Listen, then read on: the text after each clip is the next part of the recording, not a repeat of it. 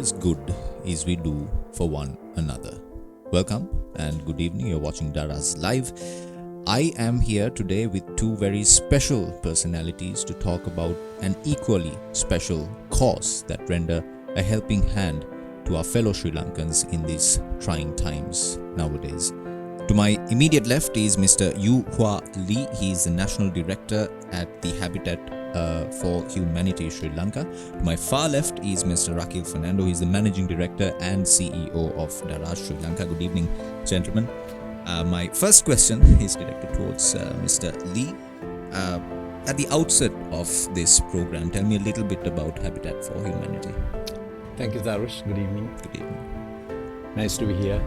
And Habitat for Humanity is typically a housing agency. We've been in Sri Lanka for almost 3 decades now, having established operations in 1994.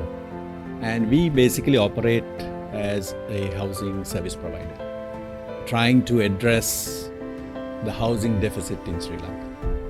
And while that is our mission, we also provide other services related to housing in terms of wash and also any area of work that relates to construction.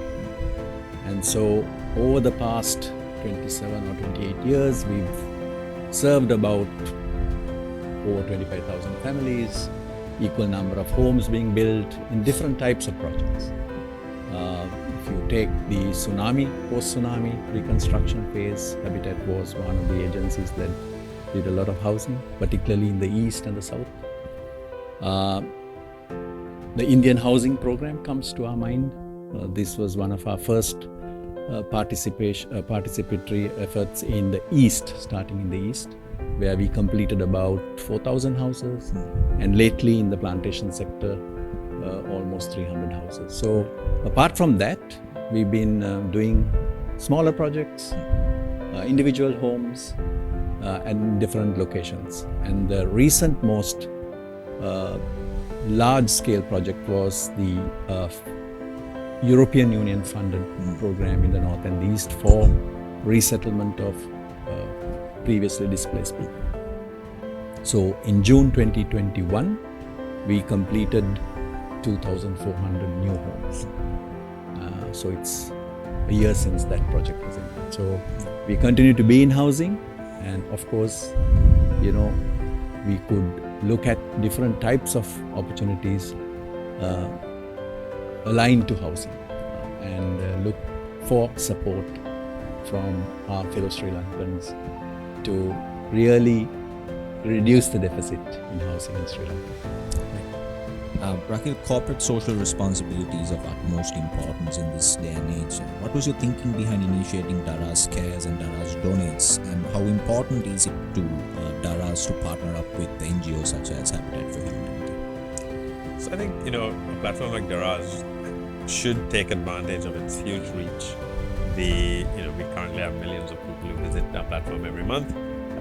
So I think it's a responsibility on our part for a company that has that much of a large reach to also, provide the platform to not just provide the ability to do sales and retail, but to use that same technology to allow people to tap into their, let's say, philanthropic wants.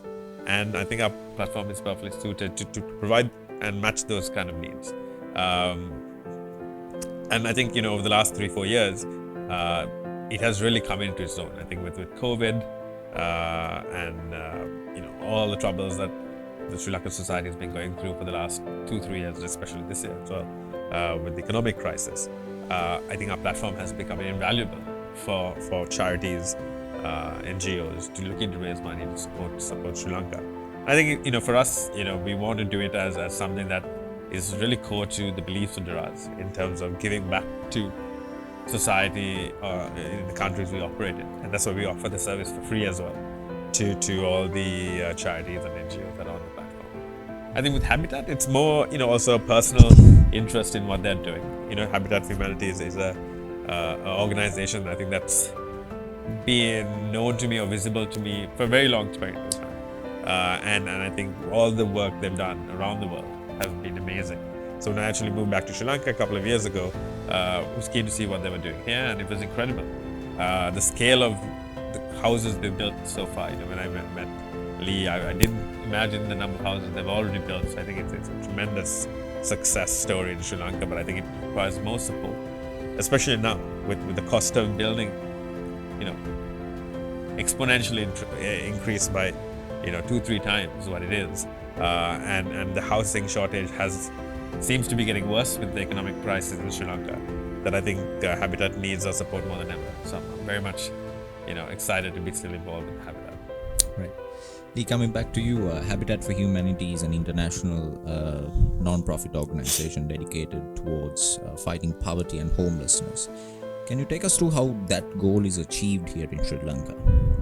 Okay, so it can happen in different ways, in the sense that there could be an already identified need for housing in a particular geographical location, which could be of interest to us, or depending on how the need is addressed through agencies like us. That could be one approach. The other one is that we ourselves would, identify gaps in housing, particularly in interested specific geographical locations, and we would kind of start it from basically the beginning in terms of identifying the need and then looking for support to kind of fund it so that we could address the housing need in that particular location.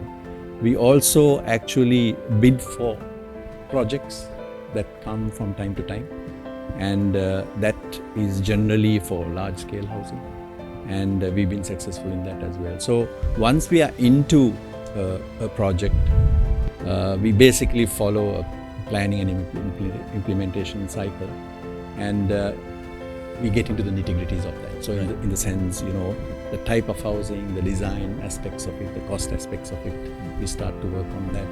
There's also quite a bit of engagement with those housing recipients, the beneficiaries we call themselves, where we would consult them in terms of their preferred needs, preferences, which is also good because they also then start to participate from the very commencement of the project. So once those initial identifications are made, it's also a case of the approach that we want to take. Our preferred approach is to use what is called home owner driven models, Right. where we don't use third parties. So what happens is actually the housing recipient, the beneficiary, manages the project. They build it. They build by procuring the materials, Right. and also procuring the local labor and skills. Right. And our role there is to provide the technical assistance. And so the beneficiary family receives the funds, they spend it on materials, services, and we ensure technical supervision to ensure standards. So that is the preferred model because it's cost effective. You could always use a third party contractor, but you obviously will have an extra cost because of margins that they keep. And it's a additional role for us to manage that relationship as well. So our preferred model is a home owner driven model that we would like to use wherever possible. Raki, you are also the Goodwill Ambassador to Habitat for Humanity Sri Lanka. How has the experience been so far? I mean, it was interesting in the sense of I got involved with the Habitat 2-3 years ago now. Unfortunately, I think as soon as I got involved, COVID hit. So there was no ability to do any fundraising. All the housing building projects also went ground to a halt, I think. So it was, I think, I really didn't get the chance to sink my teeth into it as much as I wanted to. I think, but now, I think, based on this program as well, is something that, I really want to bring more light and, shed more light into, and I think bring more awareness into it as well. I think, a lot of people in Sri Lanka, especially sort of corporate Sri Lanka and people who have the ability to give, are still not aware of how they can participate in supporting organizations like Habitat. So it's important, I think, for me to work with the organization going forward, actually now when things have actually normalized a bit more, to support Habitat in raising money, but also support Habitat in getting people now to come and corporates to come and more and volunteer. I think just before COVID hit, there were many corporates who were keen And I think Habitat said we were not having any programs where you can bring outside people, etc., to help on these co-builds, etc. But I hope now, moving forward, a lot of that programs also can restart. And I think there are a lot of corporates out there who are interested to help and contribute. Lee, could you tell me whether there are any other Goodwill ambassadors representing? Yes, we do have Right. 2 others. Okay. If I'm to name them, Uttara Right. is our Goodwill ambassador as well, and also Mr. Lakshan Madhurasinghe, who is a corporate leader also in Sri Lanka, who is also a Goodwill ambassador for us. Right.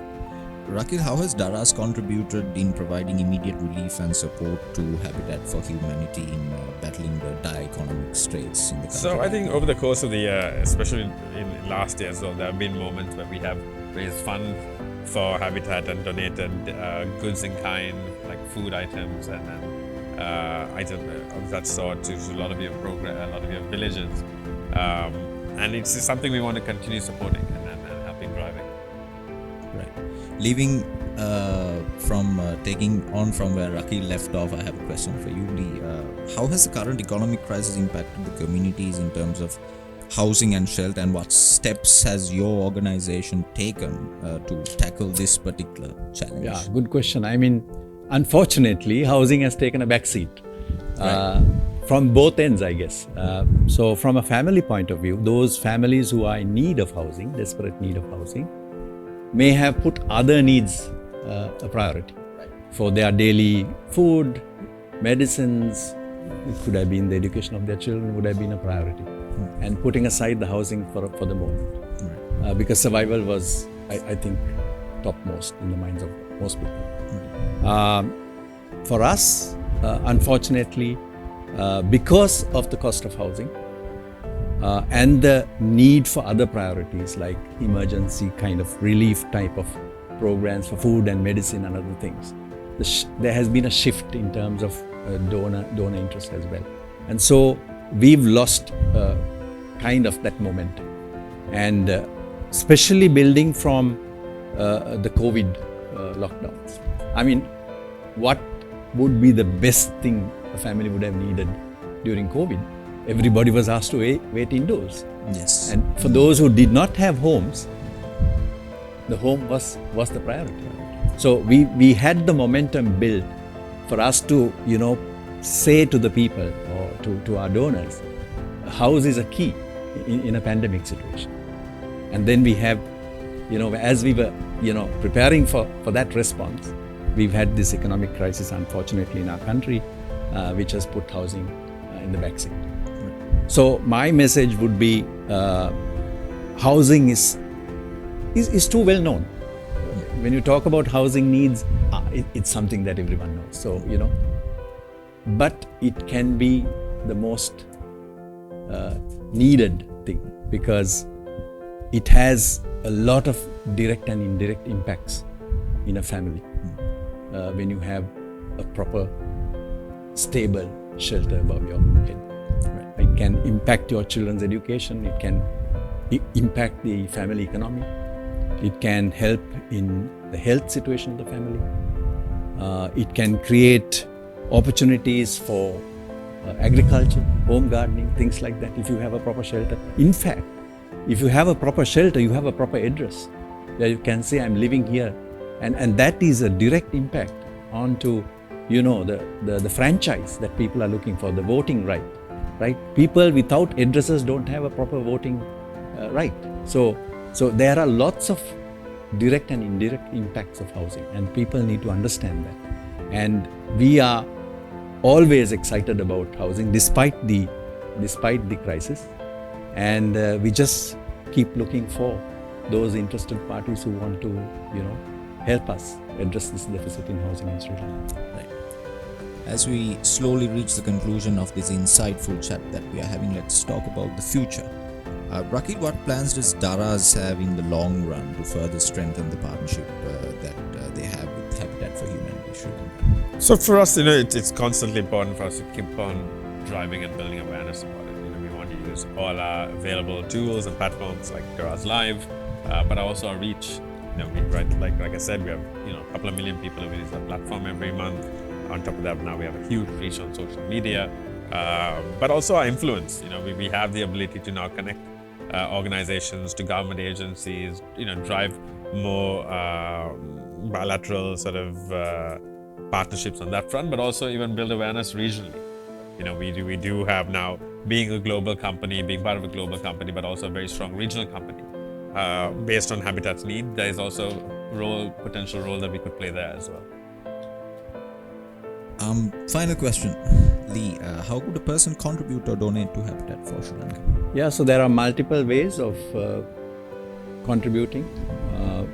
Obviously, with funds, you could always connect to us through our website. Right. We have some online platforms where donations can be received. You could talk to us directly for other opportunities such as volunteering. And I know I wanted to say this in terms of some of the future work. It is not always building. It's not solid construction all the time. I mean, yes, our mission is housing. We could look at other soft sectors related to housing as well. So we have some plans for some new interventions. We're also looking at restarting our volunteering opportunity, particularly for local corporates, as Rakil was explaining. That's one way that local corporates and individuals can contribute through their, talent treasure and, in terms of their time. And also looking at helping us to raise funds and spread the message around so that, we could do more for Sri Lankans for stable housing. Thank you so much, gentlemen, for your inspirational words and the thought-provoking discussion. That was everything you needed to know about the partnership between Daraz Cares and Habitat for Humanity Sri Lanka. You can also be part of this worthy cause. All you have to do is click on the website and the link that is displayed on the bottom of the screen. I began this insightful chat with a quote, and I intend to conclude this with one as well. When we give cheerfully and accept gracefully, everyone is blessed. Have a pleasant evening.